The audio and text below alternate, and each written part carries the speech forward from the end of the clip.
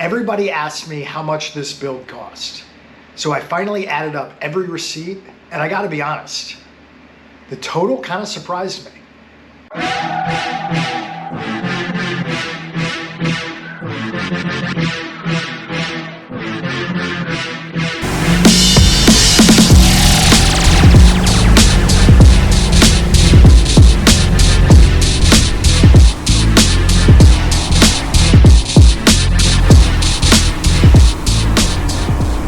I'm gonna go over everything. Parts, labor, taxes, shipping, total cost. I wouldn't say that this is a budget build by any stretch, but I do think that I did this just about as low cost as possible to make the bike look like this, still have a quality build, and still have kind of the vision and the aesthetics that I wanted. You know, I kept it all black, so there's no custom paint, so that takes out a bunch of money. And so we'll go through it. And we'll just keep the running total so y'all can see how much this thing costs. So let's go bars and up, everything up here. So grips, Accutronics, 169 bucks. Switch covers in chrome and the chrome switch housings, both by Harley-Davidson, $45 for the covers, $114 for the housing. The bars, Carlini, $500. The risers, Carlini, $250. Brake and clutch lever, drag specialties, $300. Cables, wires, bushings, $621. I do think that's probably one area where I could have saved a little bit of money. You don't need to buy the cables and the wire extensions. I mean, you can buy the wire extensions off of Amazon. Cables do get expensive, but I feel like I could have probably saved myself 100 bucks or so there. And then the tool bag on the front was from eBay, 15 bucks. So subtotal, everything there is $2,014. Let's do lighting. So LED headlight and passing lamps from Eagle Lights, $277. Rear turn signal kit, drag specialties, $238. LED turn signals, the inserts in the back and the front, $180. 90 for the back, 90 for the front, Eagle Lights. The visor trim for the lights, Hogworks and JP Cycles, $136. Rear signal lens cover from Amazon, $37. The front signal lens cover, also from Amazon, same brand, $43. The tombstone light from Eagle Lights, 60 bucks. And the triple play harness I've got was 75 bucks. So the subtotal for the lighting, $1,046. My running total now is $3,060.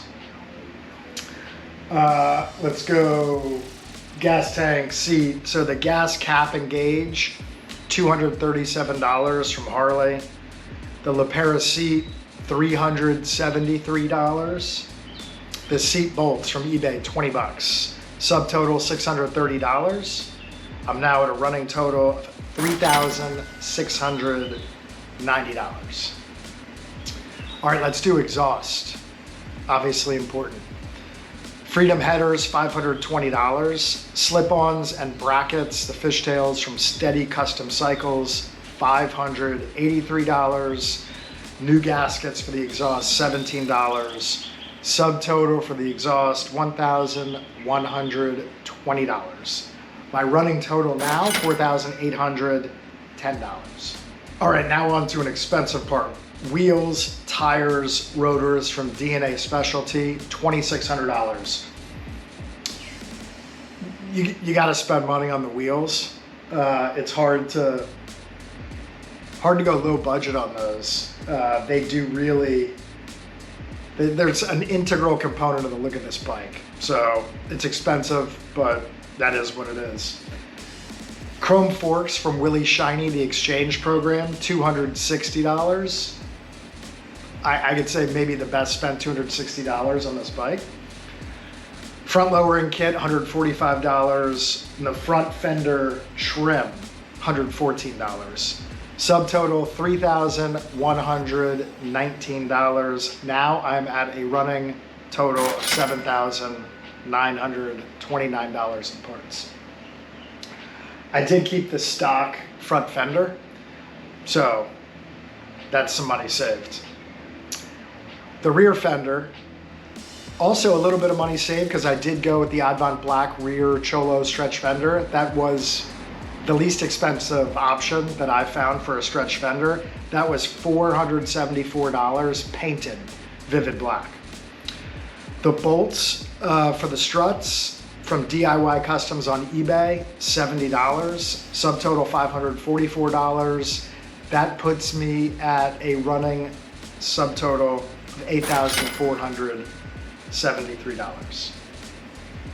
All right, let's do all the chrome covers on the bike. This is one area where I saved a little bit of money because I have a mix of Kuryakin as well as eBay sort of knockoff chrome covers, which are effectively the same, but inner primary cover, 177 bucks, lower cylinder cover, 47 bucks, the chrome tappet cover, $108, swing arm boomerang cover, 350 bucks, the belt cover, $100, coil cover, 29, pulley cover, $45, rear brake master cylinder cover, $26, for a subtotal of $882 for all of those chrome covers. Puts me at a running total of $9,355. Front engine guard. I went budget here, but I think this engine guard looks good. That's from eBay, $96. Rear guards are from Steady Custom Cycles, $483. So a subtotal of $579 for the engine guards and the rear guard. Puts me at a running total of $9,934. Getting pricey. Foot controls. This is another area where I saved some money because everything here is from eBay. Floorboards, $154.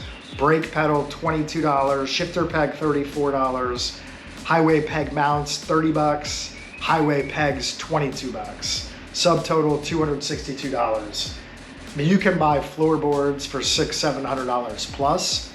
I like these floorboards and all these foot controls, all from eBay. My running total now, $10,196.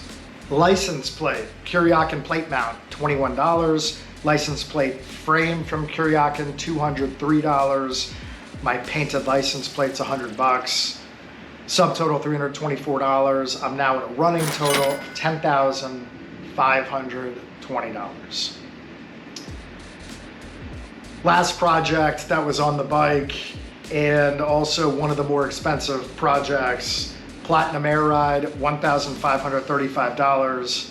Center stand from AF Customs, $1,078 for a subtotal of $2,613 for air ride and center stand. For those of you that watched my full parts build video, I had to put the air ride and center stand. Huge improvement with the air ride and the ride of the bike. And the center stand needed for that stands and to not have my fishtails scraping when the bike is slammed. Expensive, but if you want a full Cholo, you gotta do it. And that's it. Grand total for all the parts on this bike, $13,133. Definitely a lot of money. I did it over time. So you absolutely don't have to do this all at once. I did not buy everything at once, install it all, have it all installed. Absolutely not. I started with the bars first. Then I did wheels, fender, exhaust, and then I waited quite a bit of time, and then I did air ride and center stand to complete it. So let's not forget about the cost of the bike itself. So this is a 2016 Heritage Softail Classic. It had about 2,000 miles on it when I bought it. I paid $10,500 for the bike. So when you add that to the $13,133 in parts, I am at a total of $23,633. Now, the key is that's obviously before labor. I can do some things, but I am by no means a mechanic. There's a lot of labor that goes into this bike when you think about wheels, forks, air ride, center stand, bars. I mean, those are the big items where I paid for labor. If you do absolutely nothing yourself on this bike, I think you're probably 60 hours of labor is my guess. And it's all gonna depend obviously on how much time times what you're paying per hour of labor. But I paid just a hair over $7,000 in labor for this bike. So that puts me at a grand total of $30,844 in this bike. That's a lot of money for this bike. Would I do it again? The answer is yes. I am super happy at how it came out. I had a vision for what I wanted with this bike, and to me, part of creating this is having that vision and making it happen. Ordering the parts, installing what you can, getting help where you need to get help. Watching the transformation of the bike from a stock Heritage to the Cholo that it is now. I mean, that's all part of the experience. I absolutely realize that I cannot get my money out of this bike if I were to sell it. And I know I probably could find a Cholo similar to this for less money, fully built. But again, to me, doing it and building it is part of that experience. And I love this bike. It's a keeper, and I've got absolutely no regrets. All right, so that's it, guys. Let me know what you think in the comments. I know some of you are gonna say, you're crazy, what an idiot. You could have had a new road glide, all this stuff. Look, I've got no regrets. It was fun to build this bike, see it take form. I love it, I love riding it. And that's it, that's what it's all about. So don't forget to like, subscribe, and keep watching for more content on the Cholo, the Road Glide, the Thruxton, the Pan America. See you on the next one.